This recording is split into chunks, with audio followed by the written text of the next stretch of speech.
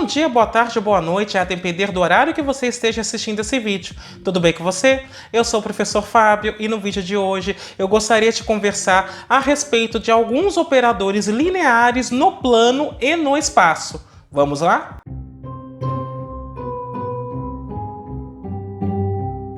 Antes de mais nada, eu vou pedir que você faça o famoso cucocô, que é curtir, ou seja, deixa o seu like. Aproveita e faz isso agora que você já não esquece. Comenta, ou seja, utilize a área dos comentários para continuar dialogando comigo, apresentando suas dúvidas ou apresentando sugestões de outros assuntos que você gostaria que fossem abordados neste canal. E, caso você goste desse vídeo, compartilhe com seus amigos, compartilhe com seus contatos, compartilhe com aquele seu amigo que está precisando de uma força em álgebra linear. Além disso, vou pedir para que você clique no sininho e ative as notificações e se inscreva. Mas é muito importante que você ative as notificações. Dessa forma, toda vez que sair um vídeo novo por aqui, você será avisado. O objetivo deste vídeo é trabalhar com alguns operadores lineares definidos em R2, ou como nós chamamos os operadores lineares definidos no plano, e operadores lineares definidos em R3, ou operadores lineares definidos no espaço. Perceba que existe uma infinidade de operadores lineares que podem ser definidos. Contudo, eu irei trabalhar com alguns que têm uma peculiaridade geométrica e por isso eles são importantes. Neste vídeo em particular, eu não vou mostrar como você obtém todas as matrizes de todos os operadores que eu irei citar, mas eu irei trabalhar com um no plano e em seguida irei exibir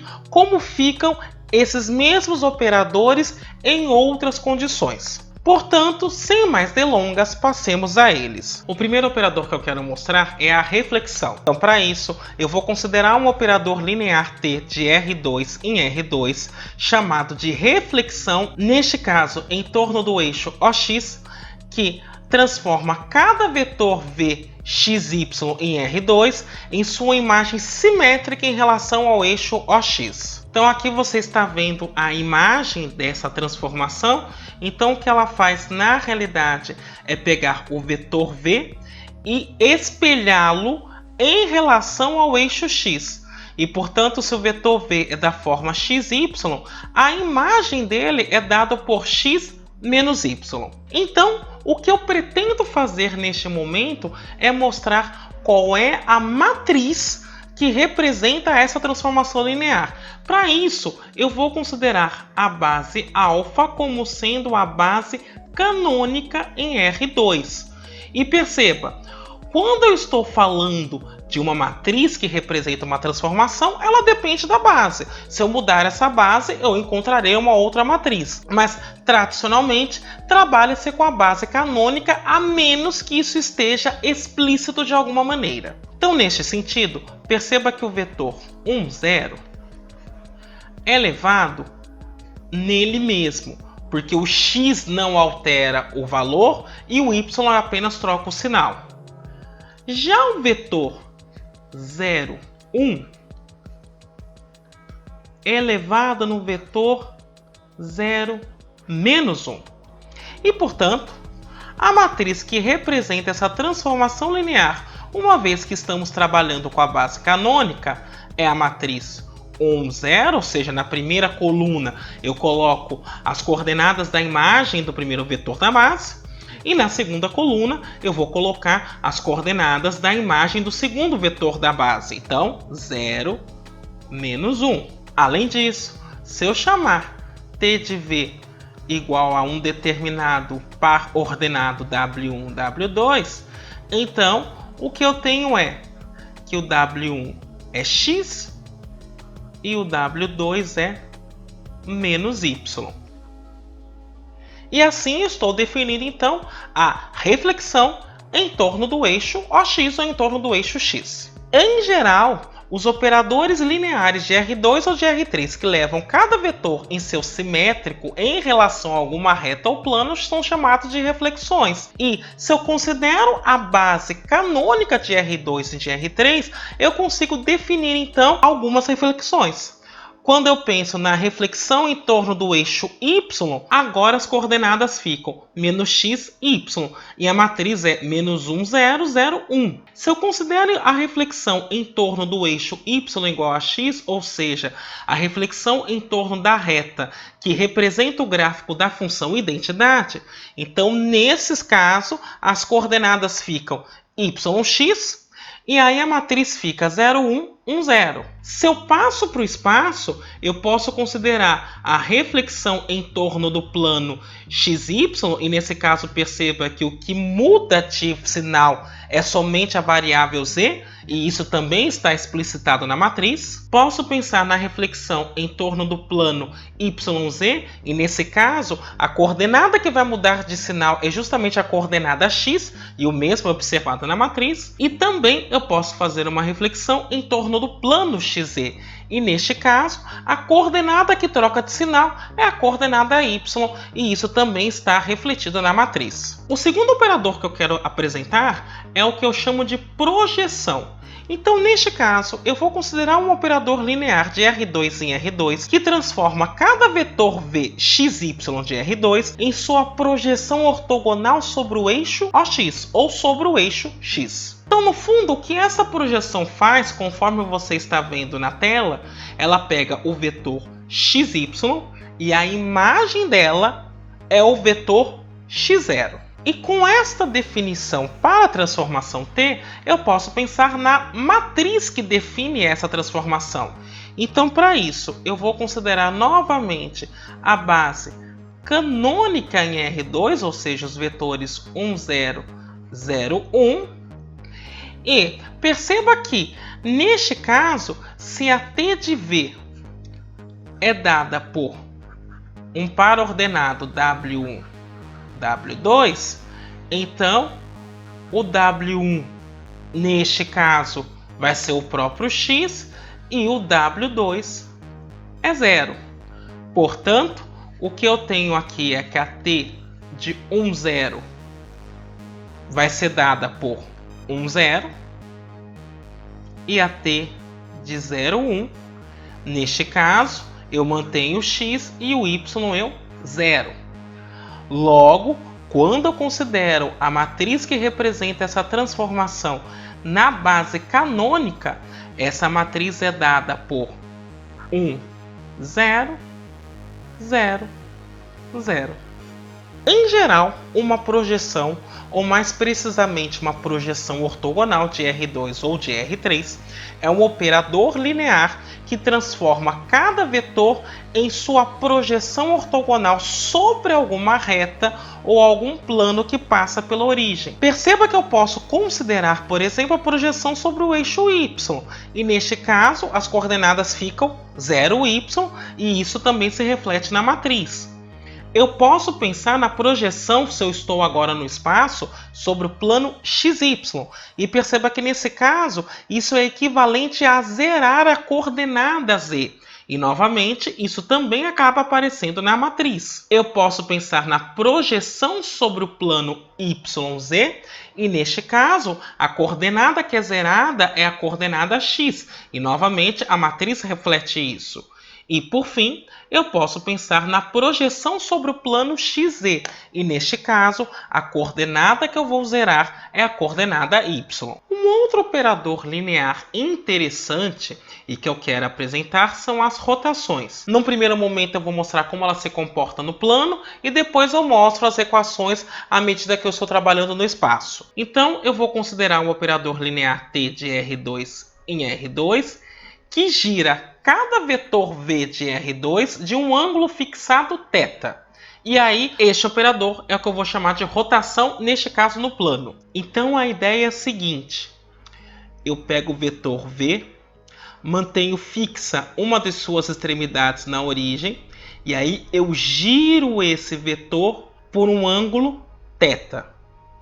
Perceba que aqui ele já forma com o eixo x um ângulo φ. E agora, observando isso, vou escrever então quem seriam as coordenadas da imagem T de V, bem como quem é a matriz que representa essa transformação considerando a base canônica. Então, para que nós possamos escrever essa matriz, bem como as coordenadas da imagem dessa transformação, eu vou considerar no primeiro momento a base canônica em R2.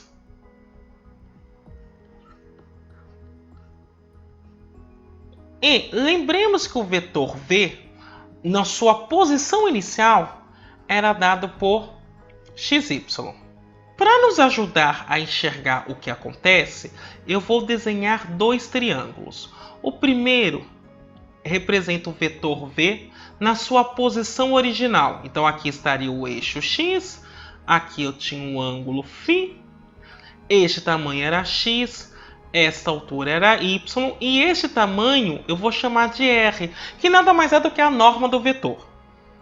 Então, usando trigonometria, a gente sabe que o seno de φ é cateto oposto y dividido por r. R, como eu disse antes, a norma do vetor. E o cosseno de φ vai ser cateto adjacente x dividido pela hipotenusa, porque aqui eu tenho um triângulo retângulo, então o tamanho r.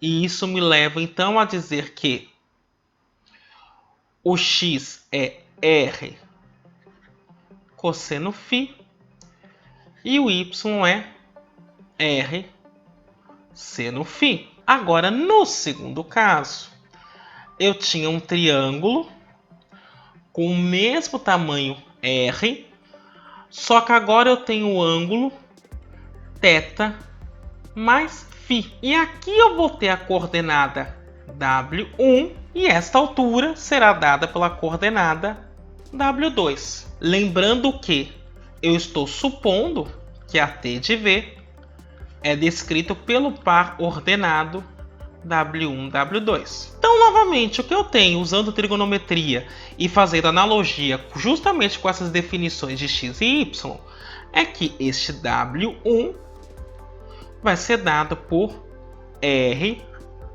cosseno de θ mais φ.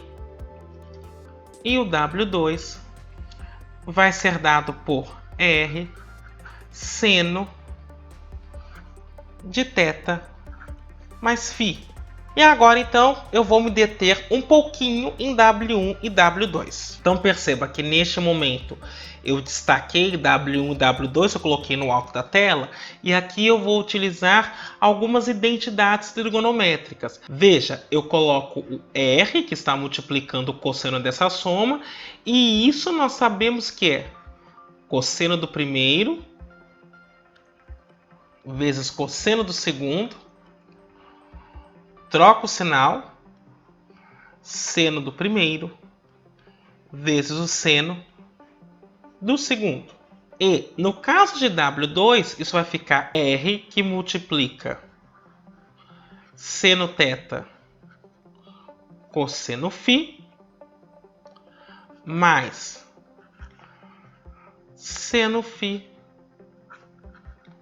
cosseno θ. Portanto, o que eu tenho é que o W1 é R cosseno φ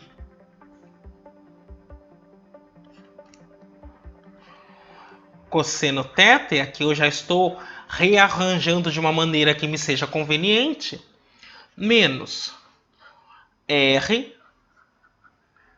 seno φ seno θ. E o W2 ele pode ser dado por R cosseno φ seno θ mais R seno φ cosseno θ. E por fim, nós vamos lembrar que R cosseno φ é o que eu chamei de x e R seno φ é o que eu chamei de y. Então, o W1 é dado por x cosseno θ menos y seno θ. E o W2 é dado por x seno θ mais y cosseno θ. Perceba o seguinte, eu estou considerando agora a base canônica. Então, quem seria o t de 1, 0 nessa circunstância? Veja, eu teria cosseno θ, seno θ, porque o y neste caso é 0. E quem é t de 0, 1? Agora o x que é 0. Então eu teria menos seno θ cosseno θ. O que me leva a escrever o seguinte. Então a matriz que define t na base canônica é dada por cosseno θ, seno θ, menos seno θ, cosseno θ, onde este θ é precisamente o ângulo que eu estou girando o vetor em torno da origem. Em geral, uma rotação de vetores em R3 é feita em relação a uma reta partindo da origem que a gente chama de eixo de rotação. À medida que o vetor gira em torno do eixo de rotação, ele vai varrer uma porção de um cone. O ângulo de rotação, que é medido na base do cone, é descrito no sentido horário ou anti-horário em relação a um ponto de vista ao longo do eixo de rotação olhando para a origem. Ou seja, eu pego um ponto no eixo de rotação e oriento de maneira que eu esteja olhando para a origem, e aí com esta orientação específica eu vou definir o que é rotacionar no sentido horário ou rotacionar no sentido anti-horário. Perceba que no caso do plano isso é muito mais simples de ser definido. Os ângulos girados no sentido anti-horário são positivos e aqueles que são girados no sentido horário são negativos. Neste caso, perceba então que eu tenho as coordenadas e a matriz quando eu estou considerando rotações anti-horárias em torno do eixo x por um ângulo θ, agora no espaço, em torno do eixo y por um ângulo θ e em torno do eixo z por um ângulo θ, agora considerando que eu estou trabalhando em R3, ou seja, eu estou no espaço. Um último operador que eu gostaria de definir são as homotetias. Então, é o operador linear TA de R2 em R2, dado por TA aplicado no vetor V é A vezes esse vetor V. Isso para A sendo número real. Se este A for maior ou igual a 1, eu vou dizer que eu estou dilatando o V, ou seja, aumentando o tamanho de V. Se for um número entre 0 e 1, eu vou dizer que ele está contraindo o V. E se for negativo, eu vou dizer que ele inverteu o sentido do vetor V. Em particular, se o A for exatamente igual a menos 1, aí eu vou dizer que esse operador está fazendo uma reflexão em torno da origem. E esses mesmos conceitos valem para quando eu estou trabalhando com vetores no espaço. E aqui, então, eu tenho a imagem de uma homotetia para você ter uma ideia do que isso significa. Eu tenho um vetor xy no espaço, e aí eu ampliei o tamanho desse vetor através de uma constante de proporcionalidade A. Essa constante, então, neste caso, é positiva. Novamente, se eu estou trabalhando, então, em R2 com a base canônica, ou seja, a base dada pelos vetores 1, 0 e 0, 1, perceba que se o V é da forma xy, então o t de V é dado por AX, AY.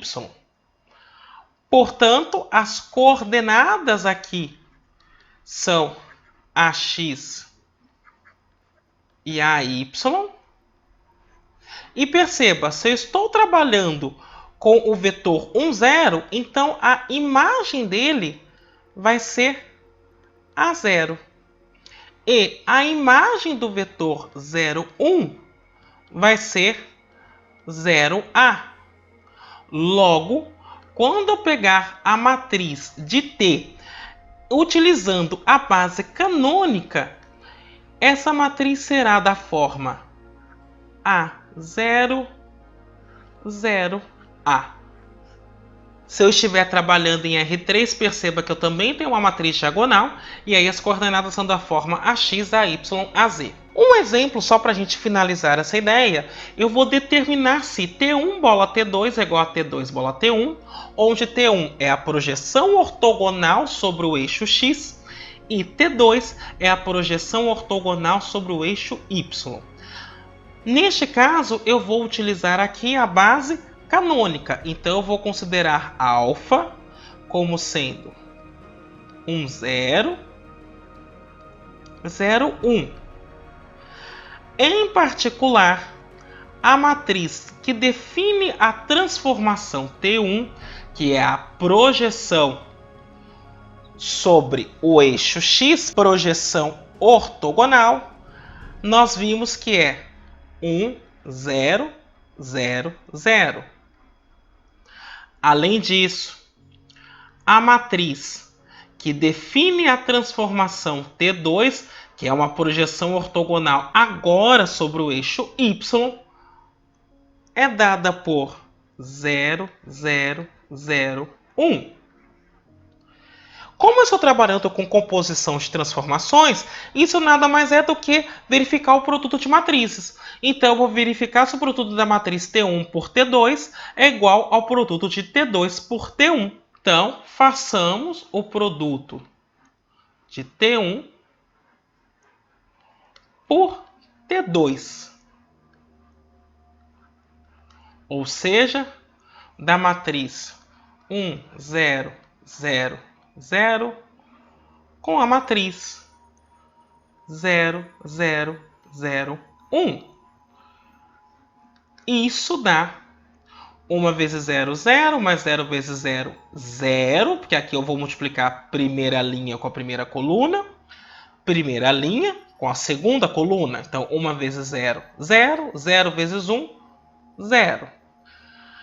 E perceba, como a segunda linha é uma linha nula, independentemente se eu estiver multiplicando pela primeira ou pela segunda coluna da outra matriz, o resultado também vai ser 0 nos dois casos. Agora eu vou fazer T2, a matriz que representa T2 na base canônica, vezes a matriz que representa T1 na base canônica, e verificar se a matriz que eu encontro é a mesma. Neste caso, é multiplicar a matriz 0, 0, 0, 1 pela matriz 1, 0, 0, 0. E aí perceba o seguinte, como agora a primeira linha é uma linha nula, tanto faz se eu multiplicar pela primeira ou pela segunda coluna da outra matriz, o resultado vai dar 0 nos dois casos. Agora, segunda linha, primeira coluna. 0 vezes 1, 0. 1 vezes 0, 0. Segunda linha, segunda coluna. 0 vezes 0, 0. 1 vezes 0, 0. Então, como o produto das matrizes que representam T1 e T2, tanto T1 vezes T2 como T2 vezes T1 deu a mesma matriz, ou seja, a matriz nula, isso me permite afirmar, então, que T1 bola T2 é igual a T2 bola T1. Bem, era isso que eu gostaria de discutir com você no vídeo de hoje. Espero que tenha sido proveitoso. Eu me despeço por aqui. Até a próxima.